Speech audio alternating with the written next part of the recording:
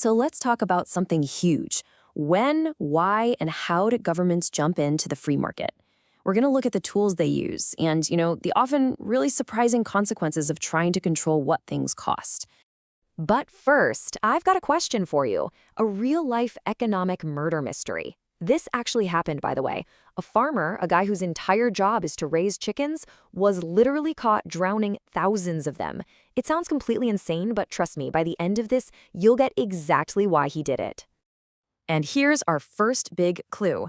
Back in 1971, inflation was running wild, so President Nixon went on TV and announced a nationwide freeze on all prices. It was a massive, bold move. The idea was to protect everyone from the rising cost of living, but it's what set the stage for our whole chicken mystery.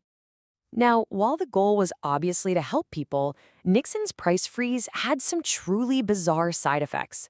I mean, it is a classic textbook case of a policy's real-world impact being wildly different from what was intended. And yeah, it all comes back to our chickens. Okay, so here's the farmer's tragic logic, step by step.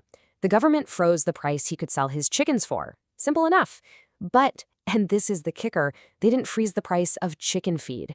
So as his costs went up, farmers got stuck in this impossible trap. Every single chicken they raised and sold was actually losing the money.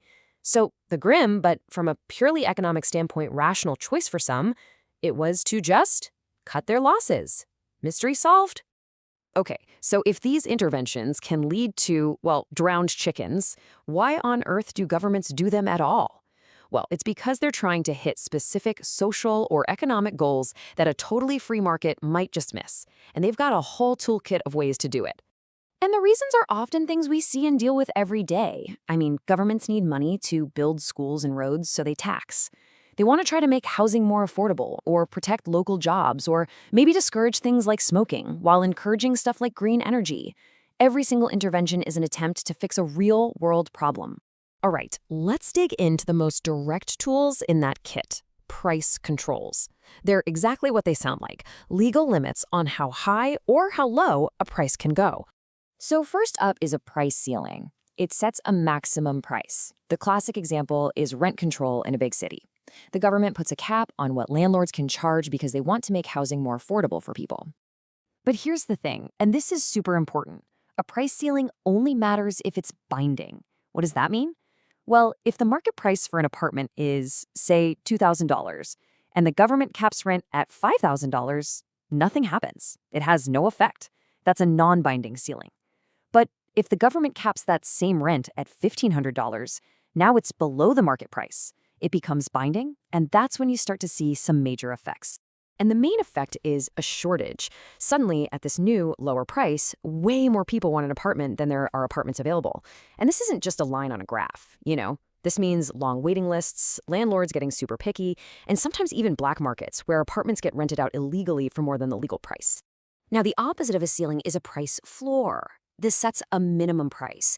And the most famous example of a price floor is the minimum wage, right? It's a legal floor for the price of labor, and it's designed to make sure workers can earn a basic standard of living. And just like a binding ceiling creates a shortage, a binding price floor, like a minimum wage that's set above what the market would naturally pay, can create a surplus. In the job market, a surplus means more people want to work at that higher wage than businesses are willing to hire. Now, standard economic theory calls the surplus unemployment. Though, to be fair, the real-world effects are still one of the most hotly debated topics out there. Okay, let's move on to two other really powerful tools. Instead of directly controlling the price, governments can sort of nudge it with taxes and subsidies. And you can think of these as the economic stick and the carrot. A tax is the stick. Let's take a tax on cigarettes. It makes it more expensive for companies to produce and sell them. This reduces the overall supply, which leads to a higher price for you, the consumer, and fewer cigarettes being sold overall. And that's the whole point, right? To discourage smoking? So what this does is create something economists call a tax wedge. The price consumers pay goes up, but the amount the producers actually get to keep goes down. That gap in the middle, that's the government's revenue. And here's a key detail that's often missed. Even if the tax is officially on the producers, both sides end up sharing the burden. Who pays more just depends on who's more sensitive to the price change. So if a tax is the stick, a subsidy is the carrot. It's basically the government paying a company to produce more of something. You can think of it as a tax in reverse. So if the government wants more electric cars out there, they can give a subsidy to the manufacturers. This lowers their production costs, which boosts supply, and ultimately results in a lower price for buyers and hopefully more electric cars on the road. So we've seen the tools and what they're supposed to do, but every single one of these interventions, ceilings, floors, taxes, subsidies, it has an unseen cost. Anytime you pull the market away from its natural happy place, its equilibrium, you create inefficiency. And this brings us to a core concept that economists call deadweight loss. And listen, this isn't money that just moves from one person to another. No, this is value that literally vanishes. It disappears. It represents all the deals that would have happened that would have made both a buyer and a seller happy, but now they can't because of the policy. The total economic pie actually gets smaller. Let's go back to our rent control example. In a free market, everything is great. You've got consumer surplus for the people getting a good deal, and producer surplus, which is just profit for the landlords. And there's no deadweight loss. But after you impose a price ceiling, well, producers clearly lose out on profit. For consumers, it's a mixed bag.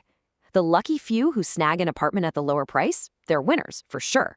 But many others are now just shut out of the market entirely by the shortage. They are the losers. And that total lost value for everyone, that's the deadweight loss. To put some numbers on it, it looks kind of like this. Let's say in a free market, the total value created, all the benefits to everyone, is $10 billion. After an intervention, maybe that number drops to $8.8 billion. So what happened to that missing $1.2 billion? That's the deadweight loss. It's gone. That's the price of control. So the single most important point here is this. Every government intervention in a market creates a trade-off. There are always winners, there are always losers, and there is always some amount of deadweight loss. The goal might be fairness or some other social good, but it never ever comes for free. There's always a cost in terms of pure economic efficiency. Which brings us to the final and really the most essential question. We know these policies are trying to fix real problems, helping the poor, protecting the environment, funding our schools. But we also know they shrink the total economic pie. So the real question isn't whether there's a cost. The question is, when is that cost worth paying? And that's the debate at the very heart of economics and politics.